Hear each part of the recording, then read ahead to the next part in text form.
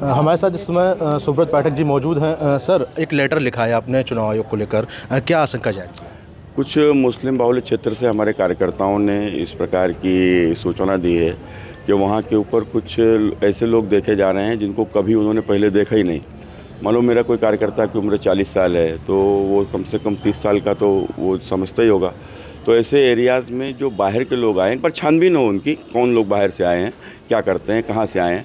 अब कोई कह रहा है रोहिंग्या हैं, कोई कह रहा है कि बांग्लादेशी हैं, कोई कह रहा है कुछ है। तो ऐसा तो नहीं कि कुछ कहीं ना कहीं इस बार गरीब तबके में मुस्लिम वर्ग के बीजेपी को मतदान करने का उनके अंदर एक रुझान देखा गया है।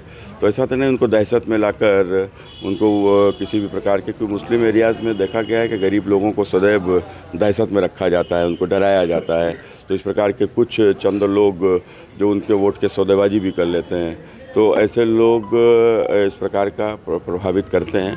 तो उसी को लेकर हम लोगों ने एक जो सूचना आई थी, सूचना के आधार पर जो भी सूचना इस प्रकार की मतदान को प्रभावित करने की कहीं ना कहीं से आती हैं, उसकी सूचना हम लोग देते ही हैं। समाजवादी पार्टी वाले भी तो देते हैं। कन्नौज में ब्राह्मण पॉलिटिक्स काफ़ी देखने को मिली। समाजवादी पार्टी के लोगों ने 108 ब्राह्मणों को एकत्रित किया, लेकिन उनसे कोई एक ऐसा समूह था जो कह रहे थे कि उनको पता ही नहीं था कि सपा के लिए अखिलेश यादव के समर्थन में ये पूजा पाठ हो रहा था। देखो, अभी ये अखिलेश यादव को अब उनके पास में केवल झूठी सहारा रह गया है और इसीलिए उन्होंने देखो कुछ ब्राह्मणों को बता रहे, जैसा मैंने सुना कि इकट्ठा किया गया कि कुछ यज्ञ वगैरह के नाम से वो लोग पहुँचे वहाँ पे, बता रहे उनको अखिलेश यादव के जिताने के संकल्प की बात वो लोग करने लगे। तो उन्होंने स्पष्ट कहा है कि हम किसी को जिताने के हराने का संकल्प नहीं, हम तो पूजा करने वाले लोग हैं, पूजा करने आए थे, हम किसी को संकल्प जीत हार का दिलाने नहीं आए थे। तो मुझे समझता हूँ कि अब अखिलेश जी को समझ जाना चाहिए कि बिला वजह आप ज़बरदस्ती क्यों थोपना चाहते हो। जब तुम्हें लोग अपनाना ही नहीं चाहते हैं, तुम ज़बरदस्ती क्यों थोपना चाहते हो। तुमको जब लोगों ने अपनाया तब तुमने क्या किया,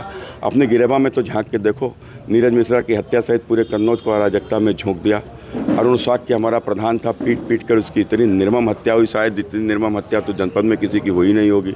तो किस प्रकार का किसी की ज़मीन पर कब्जा, किसी पर किस प्रकार के अवैध शराब और शराब में लोग मारे गए और शराब पी के मारे गए, किस प्रकार से इनका पूरा कार्यकर्ता ठेकेदारी में लिप्त था, फर्जी शराब बेचता था, बड़े बड़े शराब माफिया देखो, जितने भी चेहरे आप इनके देखो समाजवादी पार्टी के, जो भी कन्नौज में आपको कहीं ना कहीं नेता दिखते हैं, कोई ठेकेदार है, कोई शराब का ठेकेदार है, कोई यही सब इनके पास है। ठेकेदारी व्यवस्था इनके पास मात्र बची है कि मैंने वो जो चुनाव से पहले रोड बनाने का जिनको ठेका मिलता था जब इनकी सरकार थी, और चुनाव आ जाता था इन्हें वोट डलाने का ठेका मिलता था, तो आज इनके पास वोट डलाने का ठेका है। तो ये सब ठेकेदार गांव-गांव वोट के ठेकेदार ढूंढ रहे हैं, वोट के ठेकेदारों को खड़ा कर रहे हैं। तो बस यही बचा है, झूठ फैलाएंगे, वहाँ ये यहाँ वो, इनको ये उनको वो। देखो, कुल मिलाकर हम लोग न जात की राजनीति करते हैं, न हम पंडित की बात करेंगे, न ठाकुर की बात करेंगे, हम तो हिंदू की बात करते हैं और जो 80% है वो सब हमारे साथ है। आज की रैली को लेकर क्या कहेंगे?